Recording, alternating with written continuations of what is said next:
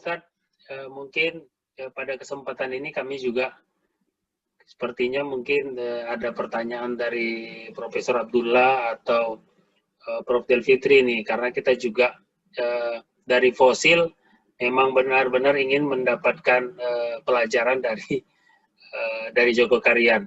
Yang pertama mungkin Profesor Abdullah Jamil, kami persilakan, Prof.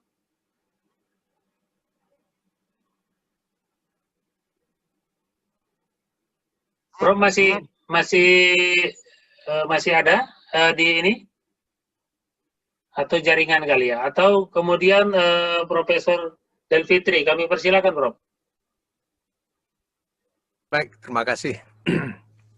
Assalamualaikum warahmatullahi wabarakatuh, Ustadz Azir. Saya mungkin 3 tahun yang lalu bersama Pak Aryon, pengurus BKM dari Al-Arif, berkunjung ke sana ya. Saya jumpa waktu itu dengan Ketua BKM ya, Pak saya, dan memang suasana masjidnya memang luar biasa ya. Dan mungkin pengunjung masjid yang dari luar itu jangan-jangan sama banyaknya dengan jemaah yang ada di tempat ya, Ustadz ya.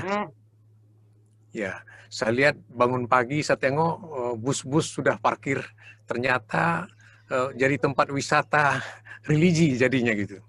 Jadi mungkin ini yang juga bisa menyokong keuangan masjid ya, sehingga bisa seperti ini, bisa berbuat banyak untuk masyarakat sekitarnya. Pak Ustadz, ini malahnya ini pengurus ya, nazir semuanya itu kan tentu tergantung kepada keuangan masjid ya gitu ya, Pak Ustadz.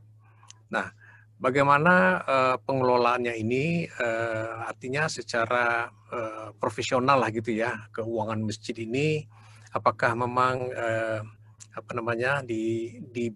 dibisniskan semuanya gitu ya, atau disimpan atau deposito apalah namanya gitu, pengelolaan uang yang menumpuk banyak gitu Ustaz. Ya baik, jadi memang bukan karena kita punya uang kemudian masjid bisa maju, karena masjid maju kita jadi punya uang. Jadi oleh karena itu uang yang masuk itu kita investasikan, ya. Jadi kita investasikan. Jadi untuk biaya operasional itu masih ada saldo. Misalnya kita membantu sembako dan beras masyarakat. Kalau dulu kita membeli beras.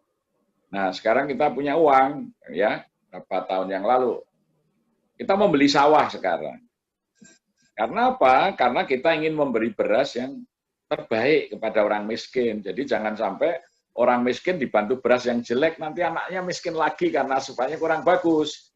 Karena kita ingin memberi yang bagus, maka kita membeli sawah. Untuk apa? Menanam padi yang bagus, syukur organik, ya. Kemudian itulah yang kita berikan kepada warga miskin. Nah ternyata ketika ada sawah itu dijual, kita datangi, kita beli, sudah deal harganya ke notaris. Notaris bertanya, ini nanti atas nama siapa? Atas nama masjid. Loh, kok atas nama masjid? Penjualnya itu mengatakan, kalau gitu nggak saya jual Pak, saya wakafkan saja. Akhirnya masjid malah nggak jadi beli, kan gitu. Nah uang yang sebetulnya untuk beli sawah, bisa beli sawah di tempat lain. Ya, jadi karena program kita itu menarik orang yang tadinya mau jual malah dikasihkan, kan gitu. Ya, ada pengusaha punya toko sepi dia, udahlah saya malas ngurusin toko ini, ditawarkan mau dijual, ya ditawarkan 3 miliar, cuman ditawar 2,5, akhirnya udah wakafkan ke masjid aja lah. Nah itu kita kelola, sekarang laris tokonya. Ya jadi, nah kepercayaan umat itu ada karena yang pertama kita memang berusaha bersungguh-sungguh mengelola amanat itu, dan kemudian yang kedua transparan di dalam pengelolaan keuangannya. Ya jadi itu alhamdulillah ya sekarang ini hampir sebulan sekali ada orang datang mau ngasih tanah, mau ngasih itu, jadi karena melihat pengelolaan kita yang bagus. Jadi oleh karena itu saya kira kata kuncinya bukan di uang, kata kuncinya adalah kesungguhan kita di dalam mengurus masjid, maka Allah akan beri jalan. Walladzina jahadu fina lanahdiyanahum subulana. Itu betul begitu. Jadi kami dulu nggak punya uang juga, ya nggak punya aset, ya. Bahkan 2 tahun yang lalu kami itu nggak sampai sebulan, 23 hari kami bisa membeli rumah dan tanah senilai 15,5 miliar yang tadinya mau dibeli oleh Siloam untuk rumah sakit, bisa kita ambil alih tanpa meminta, gitu ya. Jadi artinya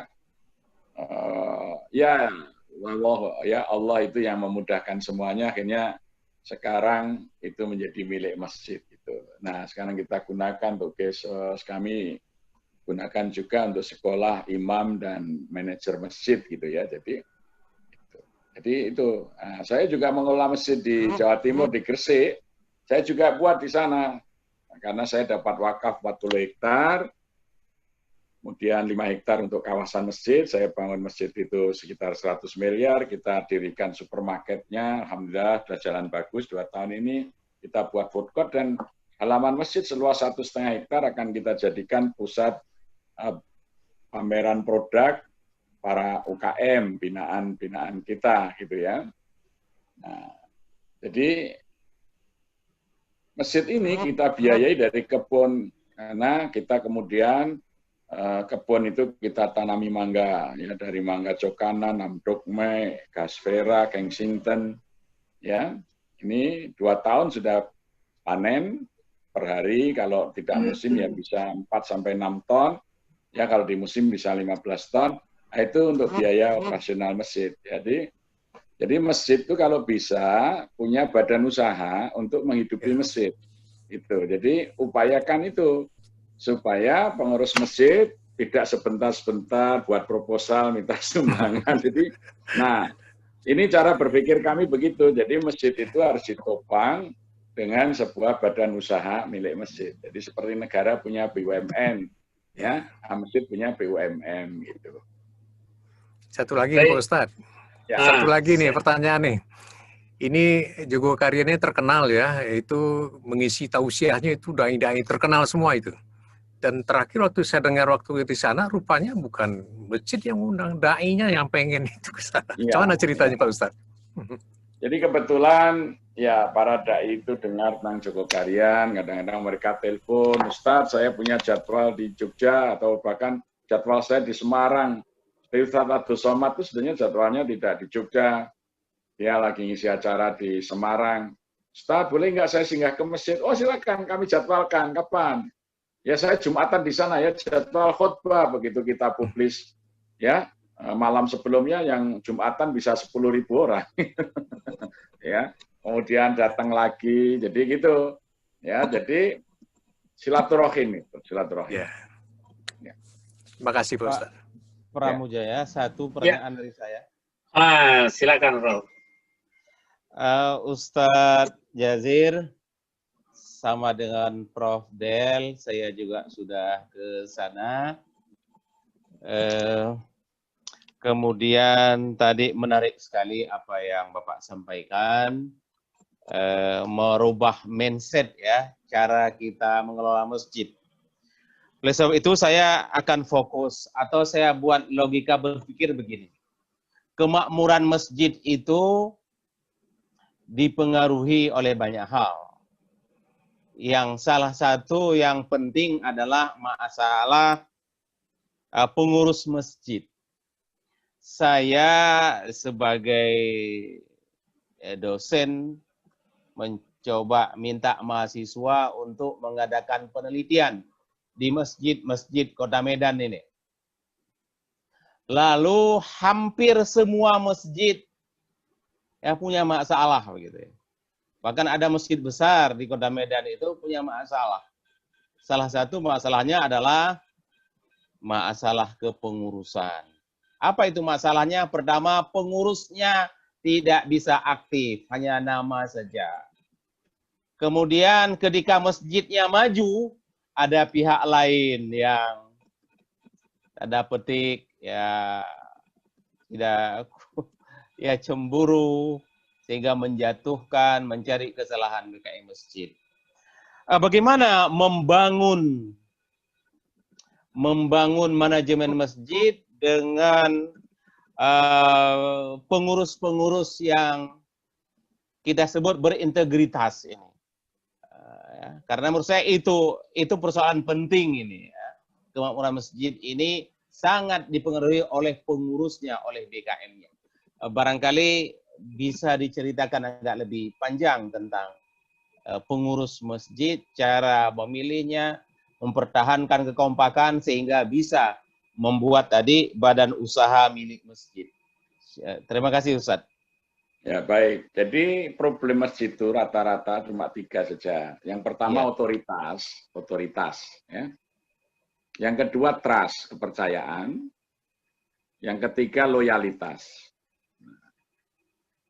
Jadi kadang-kadang di sebuah masjid itu tidak jelas siapa yang punya otoritas menentukan ya program. Nah, maka kita buat sistem otoritasnya itu di tangan jamaah. Maka kami setiap 4 tahun sekali mengadakan pemilihan ketua umum takmir masjid, melibatkan seluruh masyarakat muslim. Terakhir pemilih kita jumlahnya hampir 2.000 sudah ya. Itu. Mereka tidak boleh mencalonkan diri. Tetapi setiap 25 jamaah dia boleh mengusulkan satu nama. Gitu. Jadi tidak boleh ada orang mencalonkan diri, tidak boleh. Tapi orang yang mencalonkannya. Kemudian ada syarat-syarat yang kita tentukan. Itu sehingga masyarakat merasa pengurusnya itu pengurus yang mereka pilih. Itu yang pertama ya. Kemudian yang kedua, setelah ketua umum terpilih, kita tidak menyusun pengurus lengkap dulu. Tetapi kita mengumpulkan masyarakat, mengadakan rapat untuk menyusun program masjid satu periode ini. Apa saja ya.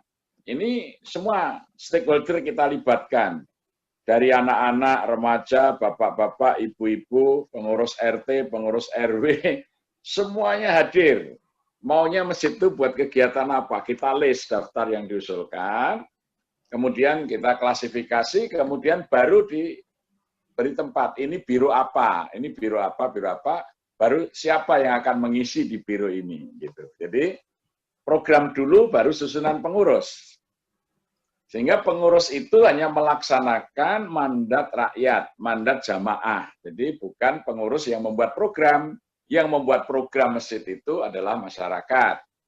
Ya, biro-biro itu melaksanakan mandat. Jadi seperti kalau pemerintah dulu di masa Undang Dasar 45 yang asli, bukan amandemen, ada MPR. Ya.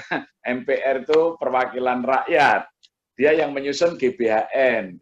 Presiden itu hanya mandataris MPR, gitu loh. Jadi itu yang kami lakukan.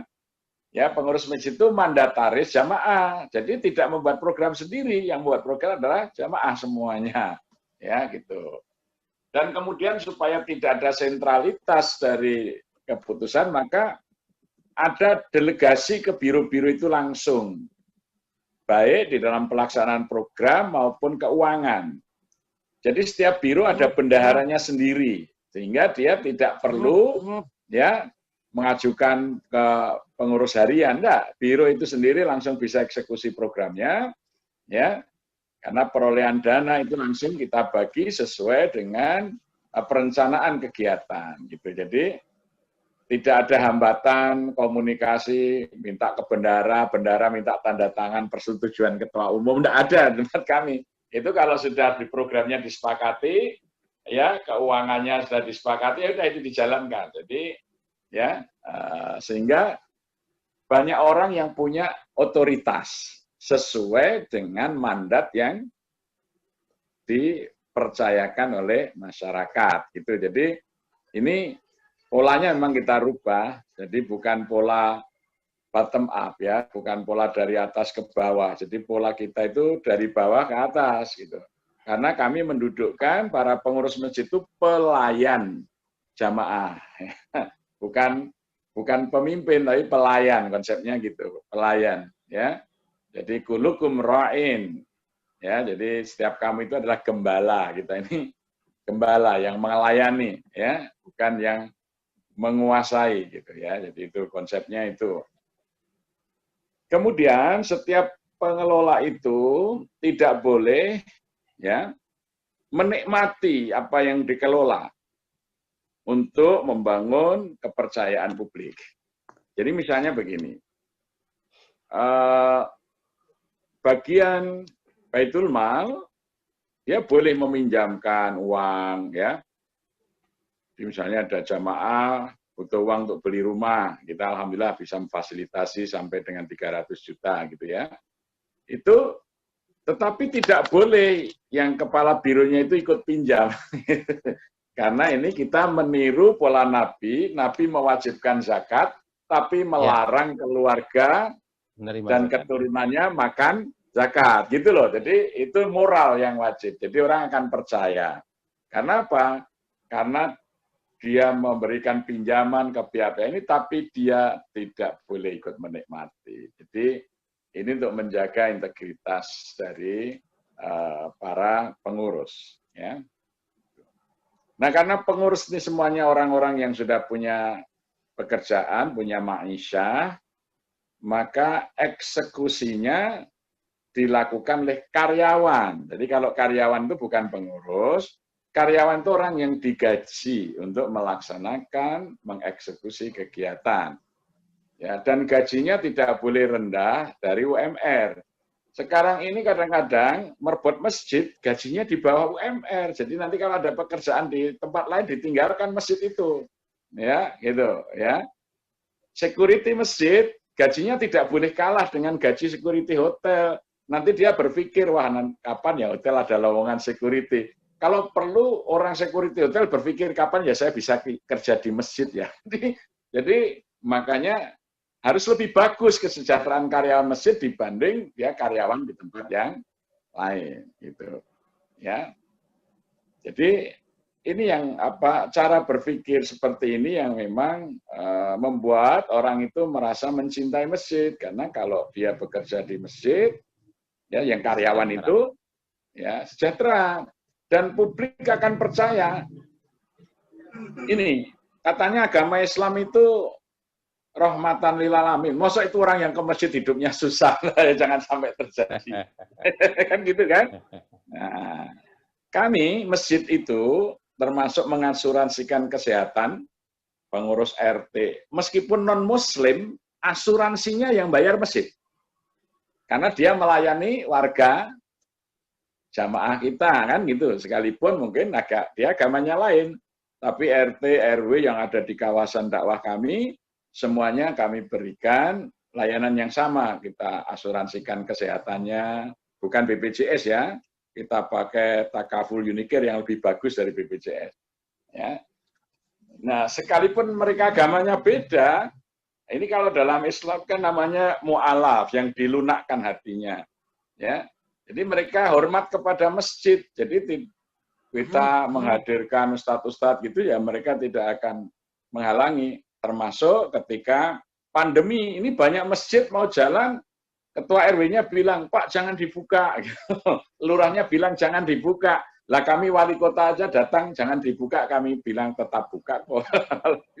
Tapi kita didukung oleh masyarakat, didukung oleh RT, oleh RW, oleh lurah.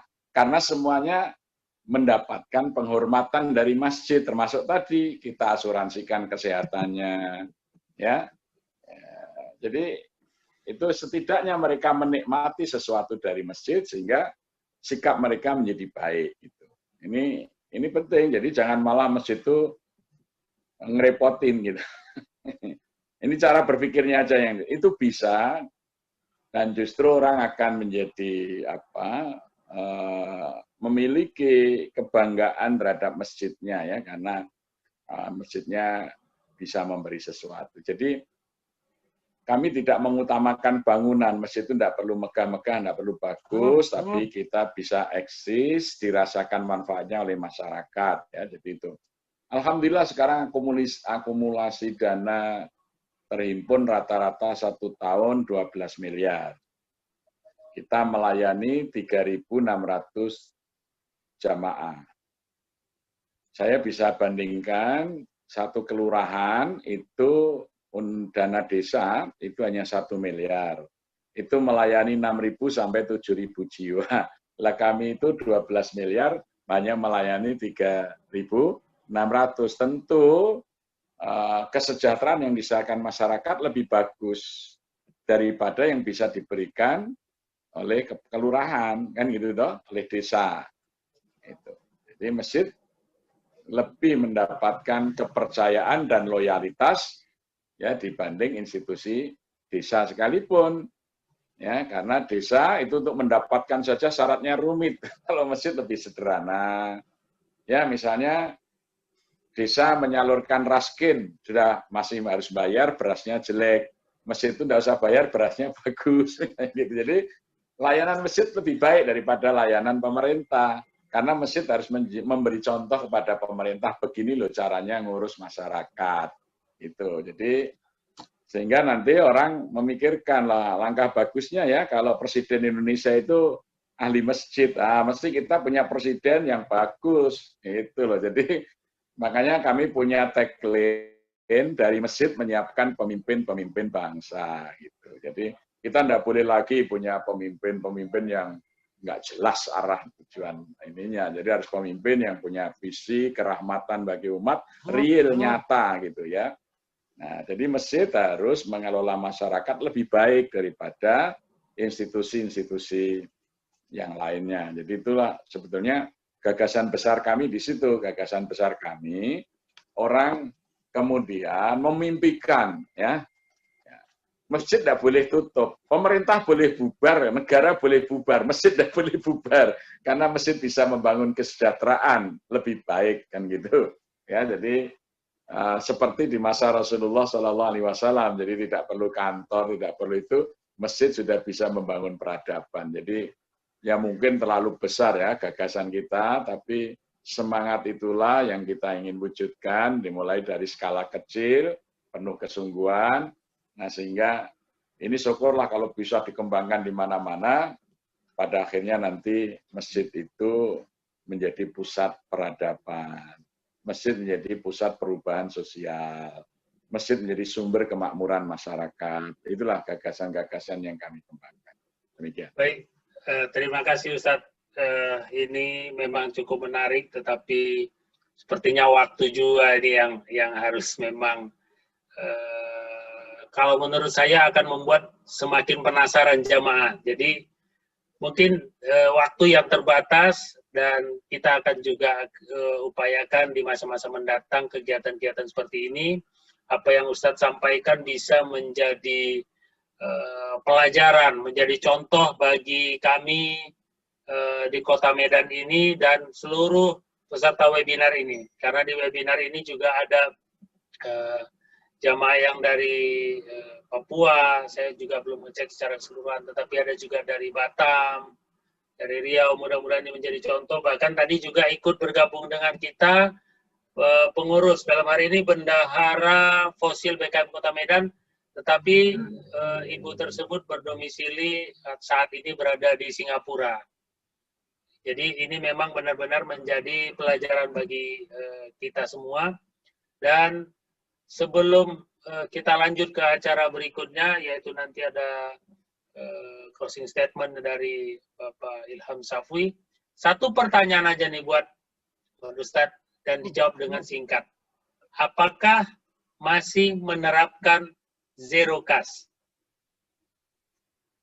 Ya prinsipnya kita lakukan, tapi nggak bisa karena uang masuk lebih deras dari pengeluaran. Jadi, kalau prinsipnya iya, tapi sulit sekali karena ternyata uangnya lebih cepat masuk daripada pengeluaran yang direncanakan gitu. Baik, terima kasih Ustaz. Mungkin itu yang pertanyaan terakhir dari jemaah tadi saya sampaikan. Dan kita mengucapkan banyak terima kasih kepada Ustadz Muhammad Jazir. Kemudian juga tadi ada yang sebenarnya ada juga yang ingin bertanya dengan Profesor Abdul Fitri, tetapi justru karena kita lebih tertarik fokus kepada apa yang dibuat oleh Joko Karian, sehingga justru kita ingin tadi meminta Prof. Del sama Prof. Abdullah yang bertanya. Mungkin ini yang dapat kami sampaikan di dalam manajemen masjid ini. Terima kasih kami kembali kepada Ustadz Muhammad Jazir. Dan selanjutnya kami mintakan closing statement dari Bapak Ilham Syafwi. Silakan Pak.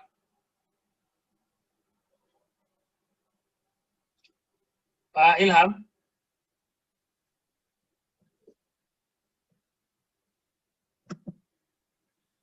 Pak Ilham.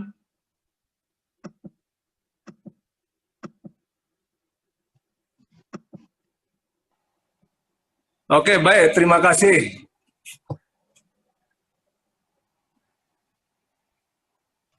Videonya belum keluar videonya. Oke.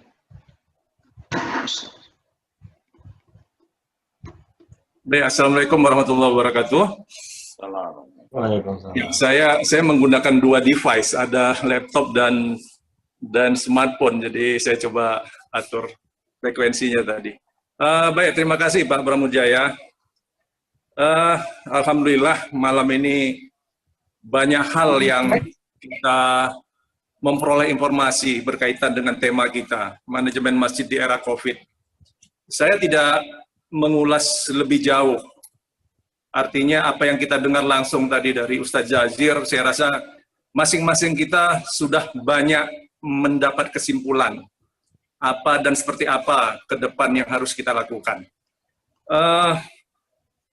Dalam kaitannya dari fosil BKM, saya ingin mempertegas bahwa jangan pernah ada masjid ditutup. Ya, jadi jangan pernah masjid ditutup seperti apa yang telah dilakukan Joko Karian. Saya rasa itu harus menjadi solusi buat fosil BKM terhadap masjid-masjid di Kota Medan dan sekitarnya. Kasus terakhir yang kami dengar, yang pernah terjadi dalam waktu dekat ini, ketika ada salah seorang ketua BKM wafat terkena kasus COVID. Oleh pemerintah setempat, masjid tersebut langsung ditutup. Ya. Ini kejadian ini sekitar 1 bulan yang lalu kurang lebih. Ya, jadi pemerintah setempatlah menghimbau kepada kenajiran atau pengurusan BKM untuk menutup masjid sementara karena ketua BKM wafat diakibatkan oleh COVID. Nah, tapi informasi terakhir yang kami dengar itu tidak berlangsung lama. Ya, kurang lebih sekitar 4-5 hari masjid telah kembali dibuka dan sejauh ini berlangsung normal kembali. Nah, itu kasus terakhir yang kami dengar yang paling dekat terjadi di seputaran masjid kita. Apa yang sebaiknya kita lakukan ya dalam krisis pandemi ini, bahwa protokol kesehatan itu adalah wajib. Ya, wajib dan harus dilakukan oleh setiap masjid. Minggu ini saya sholat di sebuah masjid di Kecamatan Medan Timur, sholat Jumat, di mana masjid ini masih menerapkan yang namanya physical distancing. Jadi di dalam masjid ada kelang jamaah, sehingga akhirnya jamaah membludak keluar. Ya, itu masih ada masjid yang secara ketat melakukan protokol kesehatan. di satu sisi ya ada masjid yang sama sekali bukan tidak mengindahkan protokol kesehatan, tapi jamaah, saya rasa jamaahnya ya, yang secara bebas ya, artinya protokol kesehatan itu dikesampingkan. Misalkannya masker, ya kan. Jadi kewajiban masker itu tidak menjadi sesuatu yang mutlak di sebuah masjid. Dan itu juga saya lihat tidak ada himbauan dari BKM-nya. Ya.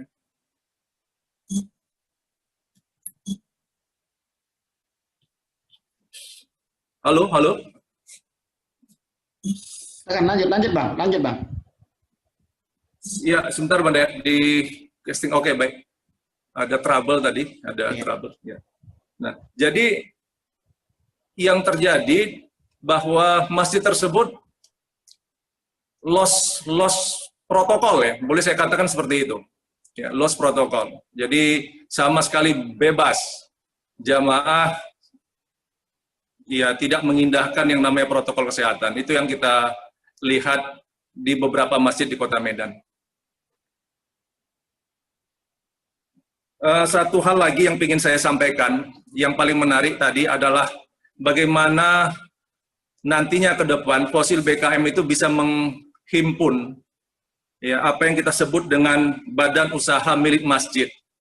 Saya tertarik apa yang disampaikan oleh Ustaz Jazir tadi, bahwa fosil saat ini itu punya beras umat, ya, punya beras umat fosil BKM.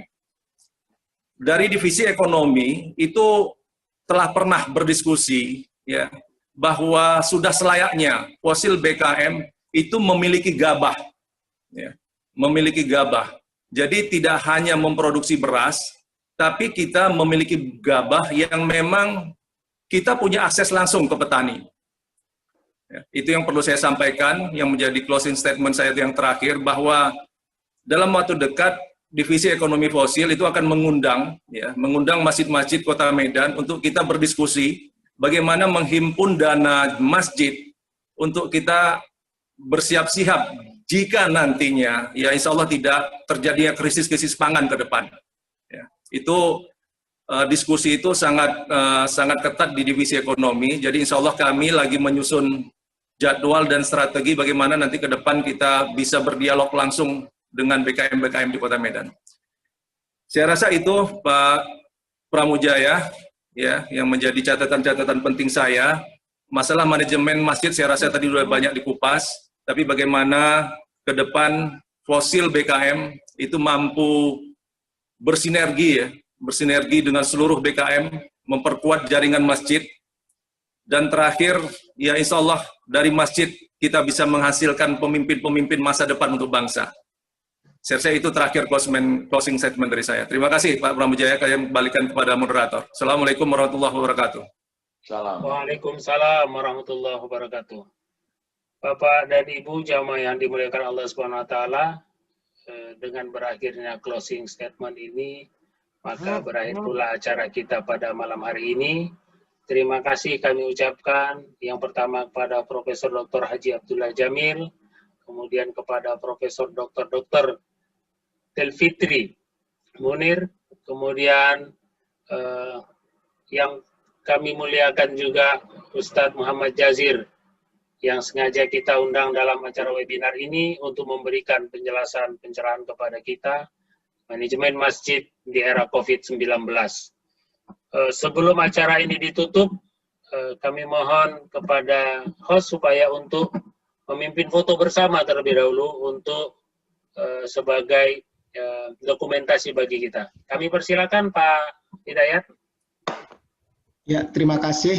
Cukup menarik pemaparan dari semuanya, dan untuk kenang-kenangan bagi kita semuanya, dan ini akan kita upload juga nanti di Fosil BKM TV.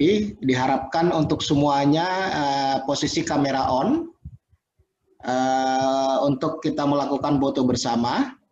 Yang masih kamera off diharapkan untuk kamera on segera dengan posisi yang baik dan pakaian yang sopan untuk kita ambil fotonya. Saya tunggu 5 menit. Silakan yang kamera belum on. Untuk kamera on. Kalau yang muslimah diharapkan untuk menggunakan jilbab, untuk menggunakan pakaian syar'i, dan bagi yang muslim diharapkan untuk menggunakan pakaian yang sopan. Oke, kita mulain. 1, 2, 3.